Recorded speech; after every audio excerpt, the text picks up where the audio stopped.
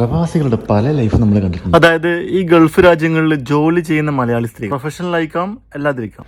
അവരുടെ ഭർത്താവിനെ നോക്കണം, കുട്ടികളെ നോക്കണം, കുട്ടികളെ സ്കൂളിലാക്കണം, അത് രാവിലെ എണീക്കണം, വീട്ടിലെ കാര്യങ്ങളൊക്കെ ചെയ്യണം, അതിനുശേഷം ഓഫീസിൽ വന്ന് ഓഫീസിലെ കാര്യങ്ങൾ ചെയ്യണം. ജീവിതത്തിലെ ചില പ്രധാനപ്പെട്ട ഘട്ടങ്ങളിലൊക്കെ അവർ ജോലിക്ക് വരേണ്ട സാഹചര്യത്തിലും അവർ പരമാവധി മാനേജ് ചെയ്യുന്ന കാണുമ്പോൾ നമ്മൾ അറിയാതെ വിളിച്ചു പോകും. പ്രപഞ്ചത്തിലെ ഏറ്റവും വലിയ പോരാളി അവരാണ്.